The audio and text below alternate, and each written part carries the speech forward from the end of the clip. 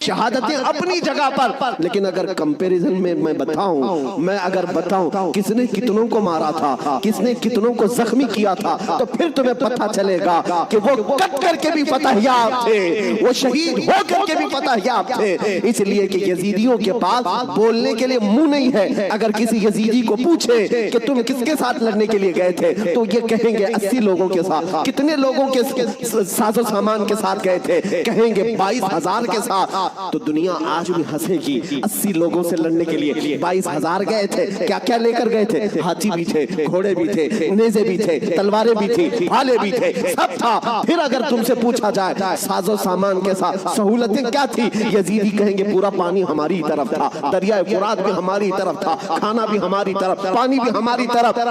پھر دنیا پوچھے گی ادھر کے خیمے میں حسین کتنی تیاری کے ساتھ آئے تھے، تو تمہیں منہ جھکا کر کہنا پڑے گا ان کے پاس صحیح قسم کے نیزے اور تلواریں بھی نہیں تھی، اور گھوڑے اور ہاتھی اور اونٹ بھی نہیں تھے۔ ان کے پاس تو 3 دن کی بھوک بھی تھی، پیاس بھی، اور اس کے علاوہ ان نوجوانوں کے پاس بھوک و پیاس کی شدت کے ساتھ ساتھ ساز و سامان جنگ بھی نہیں تھا۔ تب دنیا آج بھی کہے گی بھلا اس کو جنگ کہتے ہیں، بھلا اس کو مقابلہ کہتے ہیں۔ وہ حسینی اگر تمہارے ساتھ مقابلہ نہ بھی کرتے تب بھی قیامت تک حسین کی فتح کا پرچم لہرا رہا ہوتا۔ لیکن آج دنیا یہ دیکھ کر کے بھی کہتی ہے، چلو تخت و تاج کے مالک ہونے کو اگر آج دنیا یہ کہتی ہے، طاقت والے فتح یاب ہیں، حکومت والے فتح یاب ہیں، تخت والے فتح یاب ہیں۔ توجہ سے یہ بات میں آج ذمہ داری کے ساتھ کہہ رہا ہوں، کل کو اگر مجھے کوئی پھانسی پر چڑھائے، کل کو اگر مجھے کوئی گولی مارے، تو یہ بات میری یاد رکھنا میرے عزیزو، ظالموں کی حکومت زیادہ دیر تک نہیں چلتی۔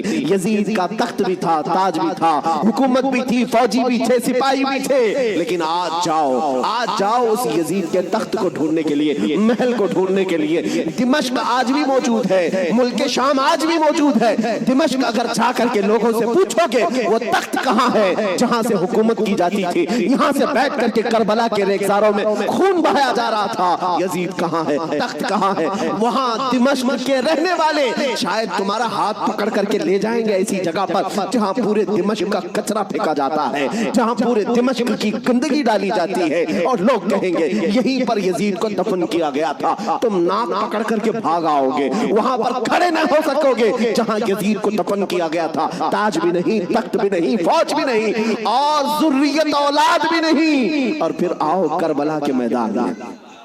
پھر آؤ عراق کی سرزمین پر، یہاں کسی سے جا کر پوچھنا،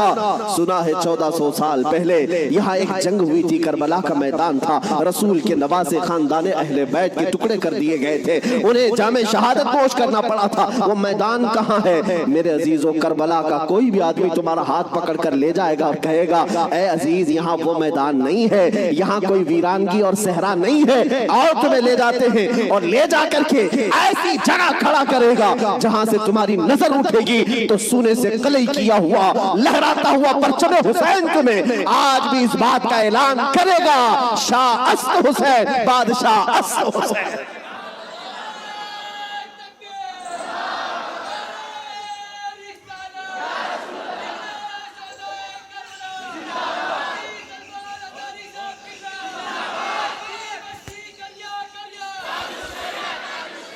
جانتے ہو بہت سارے بچے، بہت سارے نوجوان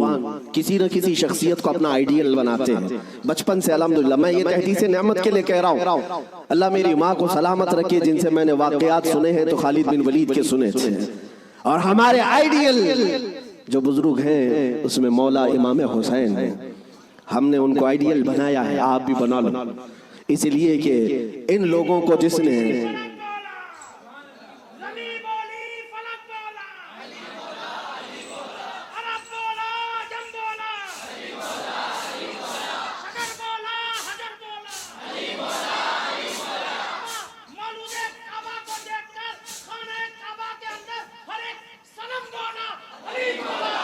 علی مولا۔ عزیزان گرامی وقار، آپ کو یہ بات یاد رکھنی ہوگی کہ جس نے جس کو آئیڈیل بنایا اور نمونہ بنایا ہے اس کے اندر اسی طرح کی عادتیں بھی آتی ہیں۔ اسی لیے میرے آقا صلی اللہ علیہ وسلم نے ارشاد فرمایا اپنی صحبتیں ڈھونڈ کر کے بناؤ، دوست بھی بناؤ یا کسی کے پیچھے چلو تو پہلے دیکھ لو یہ آج میں بچوں سے کہتا ہوں، تم گلیمر کی دنیا میں جن لوگوں کے پیچھے بھاگتے ہو، سمجھتے ہو کہ یہ ایکٹر سٹار ہے، اس کے پیچھے بھاگنا ایک فیشن ہے، بھاگتے رہو گے ایسے گڑھے میں گر جاؤ گے جہاں سے نکلنا ہی مشکل ہے۔ ہم نے دیکھا ہے ان دنیاوی مکاروں اور عیاروں کے پیچھے بھاگنے والے نوجوان کبھی سکھ سے نہ رہ سکے، اور ان کی حیثیت کیا ہے؟ فلموں میں آ کر کے تھرک کر کے ناچ کر کے مجرے دکھا کر کے اگر لوگ یہ سمجھتے ہیں کہ یہ بہت بڑے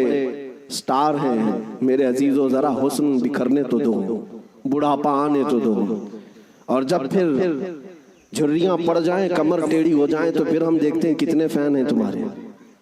لیکن مجھے یقین ہے مولا حسین کا غلام 80 سال کا بھی ہو جائے تو اس کے فین کی کمی نہیں ہوتی، اس کے فینز کم نہیں ہوتے۔ اور ہم نے اپنی زندگی میں حضور تاج الشریعہ کو دیکھا، میرے عزیزوں، دیکھا ہے آپ حضرات نے، حضرت کی عمر تقریباً 70 کے اوپر تھی، 74 سال کی عمر میں، اور بال پورے سفید ہیں، 2 لوگ پکڑ کر کے چلاتے ہیں، لیکن ہم نے دیکھا ہے جس طرف سے گزر جائے لاکھوں صرف ایک جھلک دیکھنے کے لیے بے قرار۔ ان نوجوانوں سے پوچھو، دنیا تو فلم سٹاروں کے پیچھے بھاگتی ہے اور تم 70 سال کے اوپر اس بزرگ کو دیکھنے کے لیے بےتاب ہو، بے قرار ہو۔ اور حد تو یہ ہے میرے عزیزوں، نہ ان کے آنے کا کوئی پرچار، نہ سوشل میڈیا کا زمانہ، نہ فیس بک، واٹس ایپ اور انسٹاگرام میں ہے ان کے آنے کی جانے کی خبریں، نہ ان کے جلسوں کی خبریں، لیکن پھر بھی آپ نے دیکھا کہ پورا زمانہ ٹوٹ پڑتا تھا۔ وہ جب جہاں گئے، یہی کی بات نہیں ہے، میں حضرت کے ساتھ مصر میں بھی دیکھا،